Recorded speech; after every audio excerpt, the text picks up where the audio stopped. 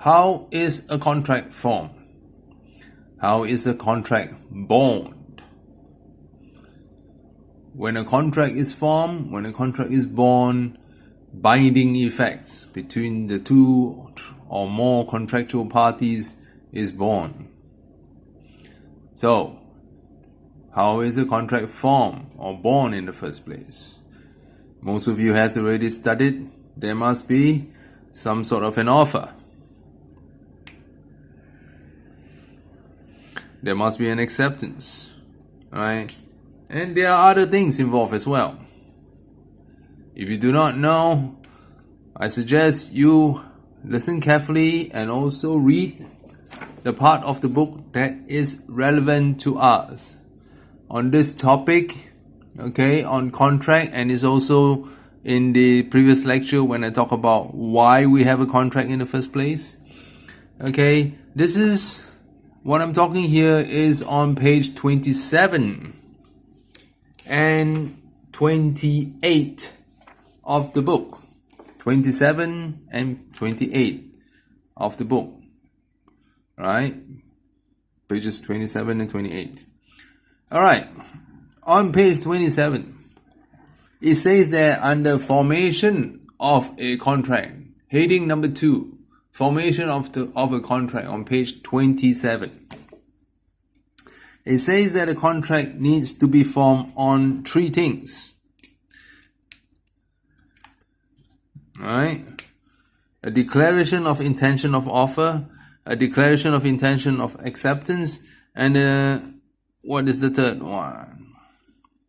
Okay, let's start with the first one first.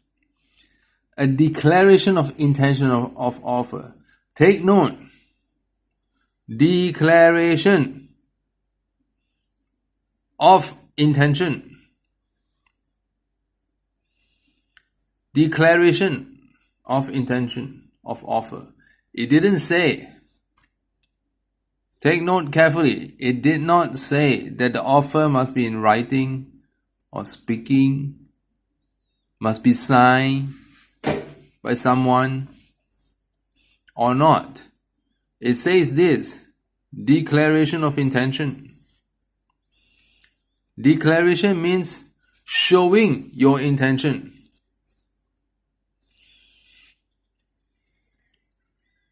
Alright? Showing your intention. Because nobody can see what is in your head. Intention, cetana. Nobody can see your cetana or your intention in your head. So you must be able to show it or declare your intention. That's why they say declaration of intention. การแสดงเจตนา Right? Declaration of intention. But this is not any intention. Intention in particular on offering. So as you can see, when you make an offer to someone, it doesn't always have to be in writing. It doesn't always have to be in speaking. It can be some action. Alright? Writing. Speaking. Action. การกระทำ or พฤติกรรม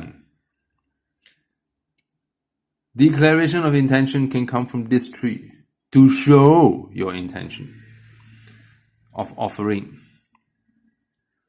Alright? Now not enough. Not enough. You need another 2 more to form a contract. Declaration of intention of acceptance. ตอบสนอง accept. Okay, must show your intention in writing, speaking, or action. Your ตอบสนอง your acceptance of the offer. And of course, these two, the offer and acceptance must link. This is why in the book they say the offer, not in the book only, it's from the law. The offer and acceptance must be what? Must be correct and in line with each other. Right? Is that, let me just have a look. The offer and acceptance are completely correct and in line with each other. 2.3 on page 27 of the book. Alright, in line with each other.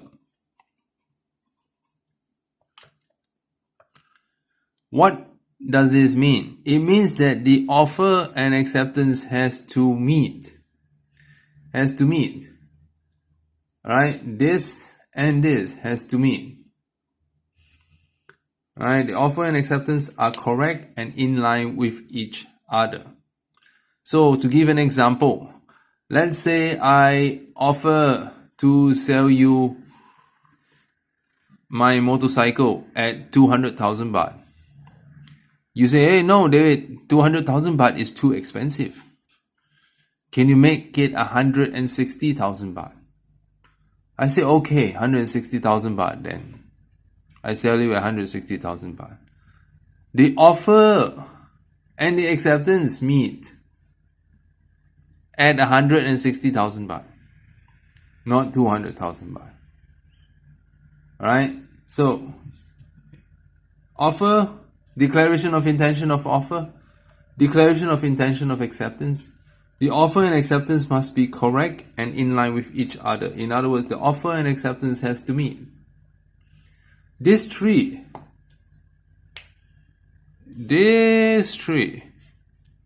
all three, alright, 1, 2, 3, all three must be there. You must have all three in order for the contract to be born or to be formed. Alright? Must have all three. In other words, it must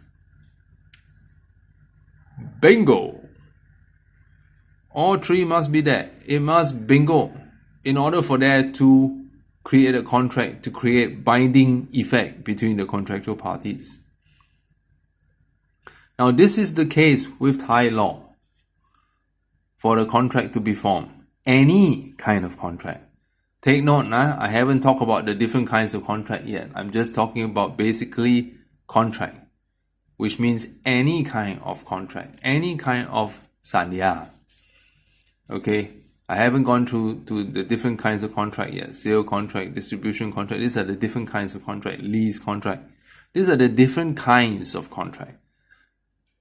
Just talking from a very basic standpoint first.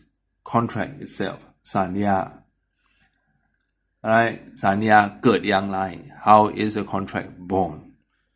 1, 2, and 3. So all three of this must be here in order for the contract to be formed under Thai law. Alright, and it's the same kind of situation in other civil law jurisdictions, civil law countries, like Germany, Japan. Alright, now we come to something that is a little bit more confusing. Alright, and I don't think you covered this in past law. In common law jurisdiction countries, UK, US, Singapore, Malaysia, New Zealand, Australia, and all the other countries that used to be under the British colony, India as well. These three, declaration of intention of offer, declaration of intention of acceptance, the offer and acceptance declared are met, are not enough to make a contract, to form a contract. You need one more in common law jurisdiction. I'm saying this to you so that you will know. Why do you have to know? Because sometimes you in Thailand is the seller. You're selling something to a buyer in another country. And that buyer could be in the UK or the US or in Australia, a common law jurisdiction, a common law country. Alright? For those countries, as far as the buyer is concerned, this tree alone does not make a contract. Alright? They would require one more. And this one more in common law jurisdiction, they call it consideration. Now, consideration here in contract with common law countries doesn't mean consideration as in thinking about something or picharana. No. Consideration here with contracts in common law countries, it means quite a lot of different things. Alright. And there are many, as you can see, as you know, in common law countries. Alright. The decisions of the courts becomes the law.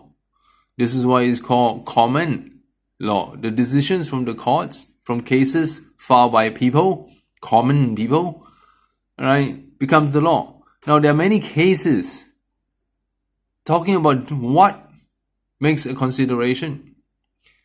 And the confusing things for common law lawyers, as I once was, is different cases has a different definition, a different meaning of what makes a consideration. And this makes it terribly confusing to be able to point exactly to a clear definition of what makes consideration. However, over the years, there's been trends, right,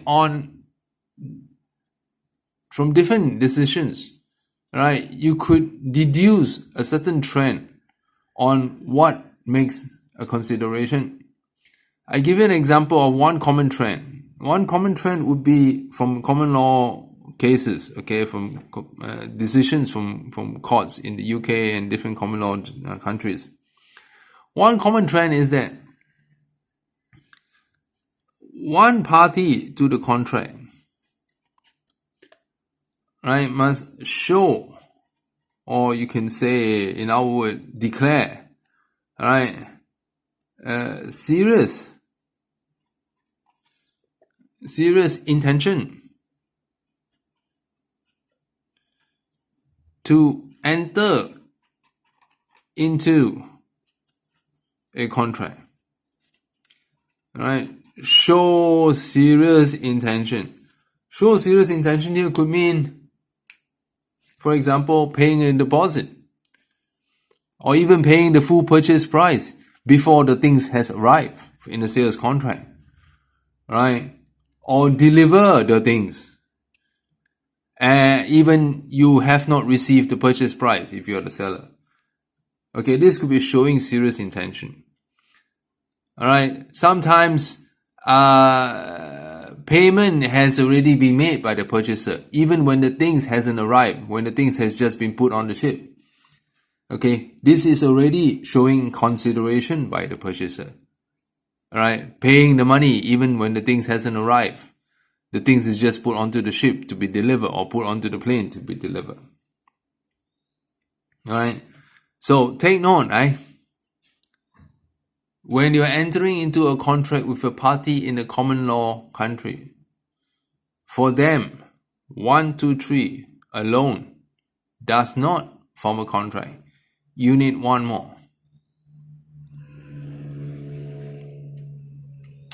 Okay, you need consideration as well. Okay, that's all for this part on formation of contract.